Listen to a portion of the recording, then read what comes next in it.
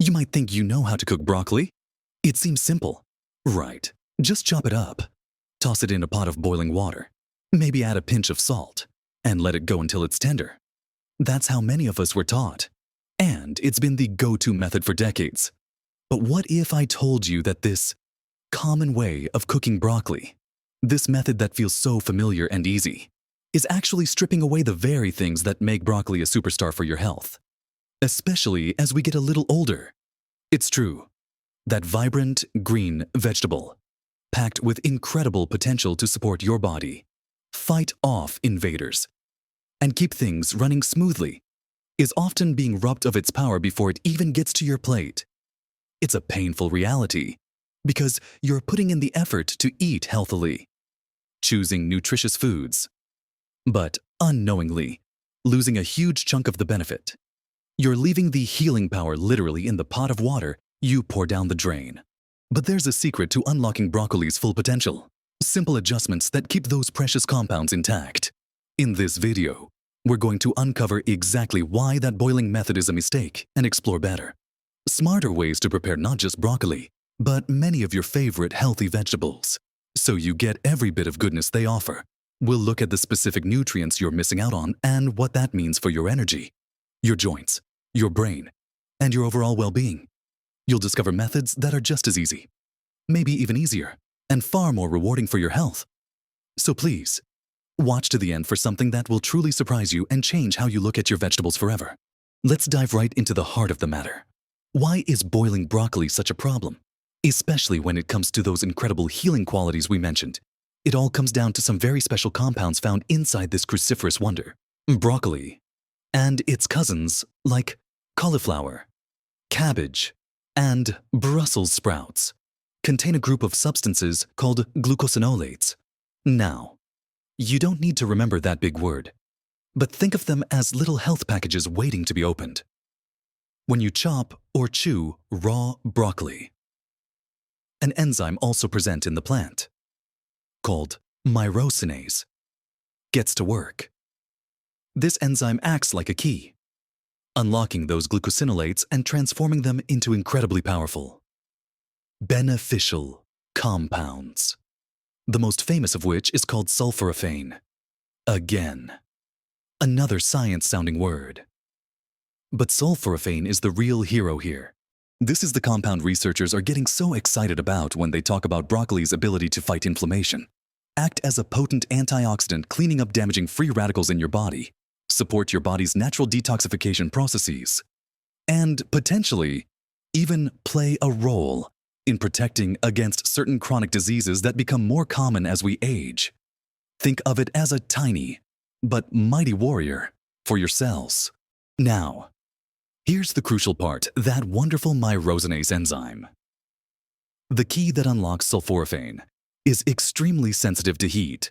When you plunge broccoli into a pot of rapidly boiling water, especially for more than a few minutes, you're essentially destroying that enzyme almost instantly.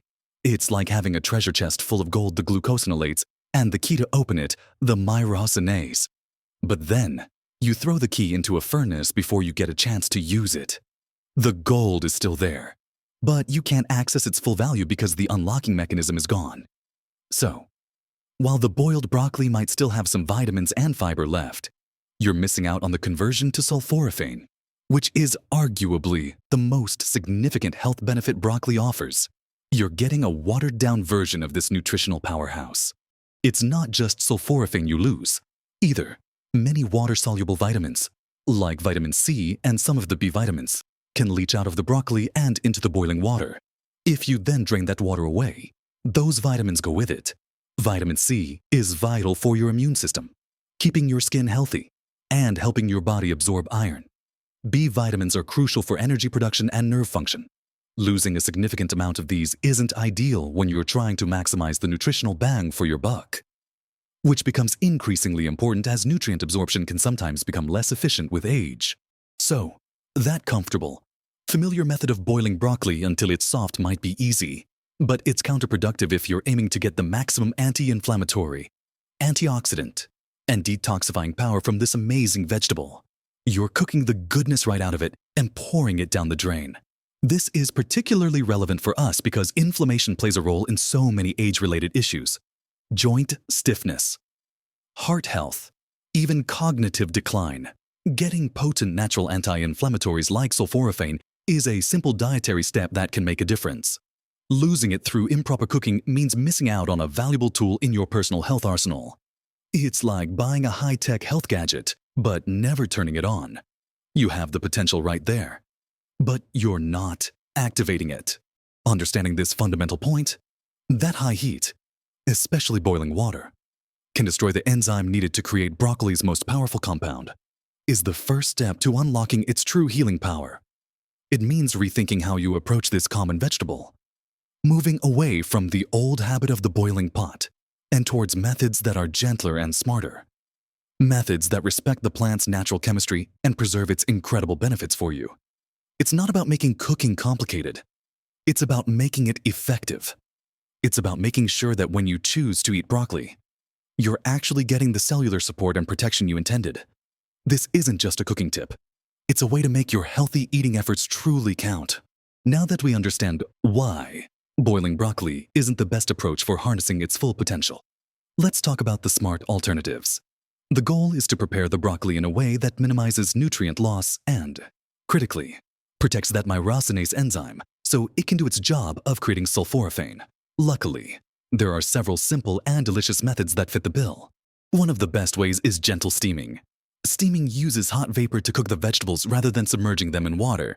This dramatically reduces the leaching of water-soluble vitamins like vitamin C and the B vitamins. More importantly, if you steam for a short odds period, think just a few minutes until the broccoli is tender crisp, still bright green, not dull and mushy. You can preserve more of that heat-sensitive myrosinase enzyme. To steam, you just need a pot with a little water in the bottom and a steamer basket or colander that fits above the water level. Bring the water to a boil. Place the broccoli florets in the basket. Cover, and steam for about 5 to 7 minutes. You want it tender enough to eat easily, but still with a slight bite. This quick, gentle heat is a world away from the prolonged, intense heat of boiling. Another excellent method is quick stir-frying. When you stir-fry, you're cooking the broccoli over medium-high heat, but usually with a little healthy fat like olive oil or avocado oil and for a relatively short time, constantly moving the vegetables. The oil helps conduct heat, but the lack of submersion in water and the shorter cooking time helps retain nutrients.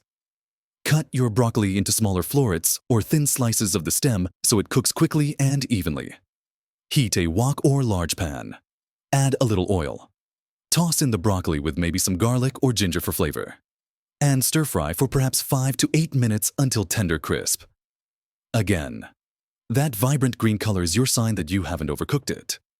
The healthy fat you use in a stir-fry can also help your body absorb some of the fat-soluble vitamins present in broccoli, like vitamin K. Roasting is another fantastic option that brings out a lovely nutty flavor in broccoli. When you roast, you're using dry heat in the oven, while the temperature inside an oven is high. The surface area of the broccoli is exposed to air, not submerged in water, and the cooking process often involves a slightly lower temperature than boiling water. Toss your broccoli florets with a little olive oil, salt, and pepper. Spread them on a baking sheet and roast in a preheated oven around 400 degrees or 200 degrees for about 15 to 20 minutes, flipping halfway, until they are tender and perhaps slightly browned at the edges. Roasting also tends to preserve more nutrients than boiling. Now, here's something that will surprise you. The extra layer of smart preparation that can really boost sulforaphane production. The chop and wait method.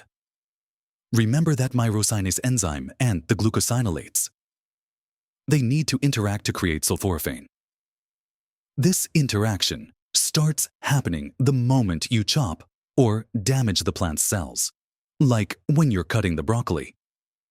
Researchers have found that if you chop your broccoli and then let it sit for about 40 to 60 minutes before you cook it, you give that enzyme time to work its magic and start producing sulforaphane before.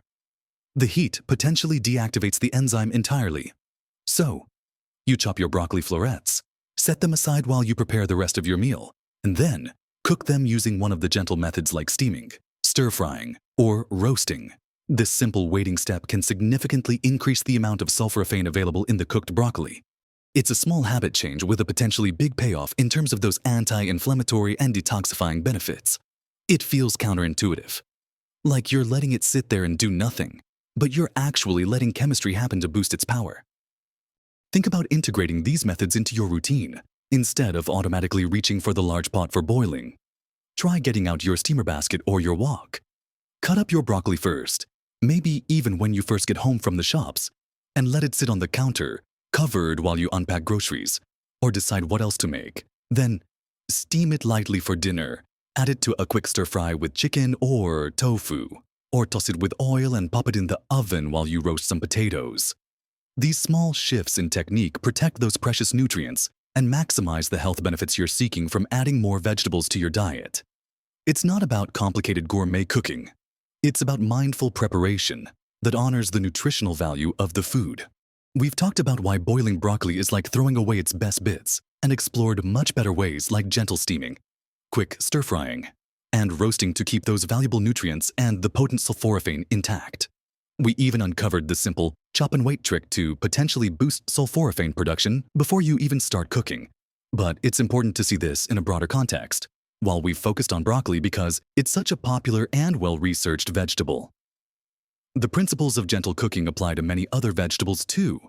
Overboiling or overcooking any vegetable can lead to nutrient loss, especially those sensitive water-soluble vitamins. So, thinking about cooking times and methods for all your vegetables, whether it's green beans, carrots, or spinach, can help ensure you're getting the most nutrition from your plate. Steaming, light sautéing, or roasting until just tender are often superior methods to prolonged boiling for many vegetables. Embracing these gentler cooking methods isn't just about sulforaphane. It's about making the most of all the wonderful vitamins, minerals, and fiber that vegetables provide for us. As we navigate the years after 60, ensuring we get adequate nutrients is crucial. Our bodies might not absorb everything as efficiently as they used to. Our appetites might change, and sometimes medications can affect nutrient levels. Making sure the food we do eat is as nutrient-dense as possible is a smart strategy for maintaining energy, supporting bone health, keeping our digestion happy, and supporting our brain function. Think about how these healthy cooking habits fit into your life. It's not about perfection. It's about progress. Maybe you start by steaming your broccoli twice a week instead of boiling it. Maybe you try roasting it for the first time this weekend. Perhaps you make a habit of chopping your cruciferous vegetables a little earlier in your meal prep. These aren't drastic, overwhelming changes. They are small, manageable shifts in your kitchen routine that can add up to significant benefits for your health over time. And, honestly, vegetables cooked this way often taste better too. They retain their natural flavor and texture, which makes eating them more enjoyable. And when healthy food tastes good, you're more likely to eat it consistently. Remember, the goal here is to empower you to make simple choices that have a big positive impact on your well-being. You're already choosing healthy foods like broccoli. The next step is just making sure you're preparing them in a way that honors their incredible nutritional value. You deserve to get every bit of goodness from the healthy meals you prepare for yourself. So, let go of the old habit of mindlessly boiling your broccoli until it's gray and soft. Embrace the vibrant green, the slightly crisp texture that comes from gentle cooking methods. Embrace the knowledge that you are preserving powerful compounds that work behind the scenes to support your body's natural defenses and help you feel your best. It truly is amazing how much difference a simple change in cooking method can make. It's a reminder that sometimes the easy way we learned might not be the best way for our health in the long run. By switching from boiling to steaming, stir-frying, or roasting, and maybe even adding in that chop and wait step, you're not just changing how you cook, you're actively boosting the healing power of the food you eat. You're making a conscious decision to get more nutritional value from your efforts. We've covered the problem with boiling, the science behind why it matters simplified, of course, and practical, easy alternatives that preserve and even enhance broccoli's benefits. It's my sincere hope that understanding this makes you feel more confident and motivated in the kitchen. These small adjustments are powerful tools for maintaining your vitality and health. I'd love to hear about your experiences. Have you tried steaming or roasting broccoli before? Will you give the chop and wait method a try? Share your thoughts and any of your own healthy cooking tips in the comments below. Your insights could help others in our community. If you found this information helpful and empowering, please give this video a thumbs up. It helps more people see it. And if you haven't already, consider subscribing to the channel for more practical tips and insights on living a vibrant, healthy life at every age. Thank you for joining me today and taking this step towards unlocking the full power of your food. Remember, small changes really do make a big difference. Keep exploring, keep cooking smart, and keep nourishing your amazing body. Live your best life at every age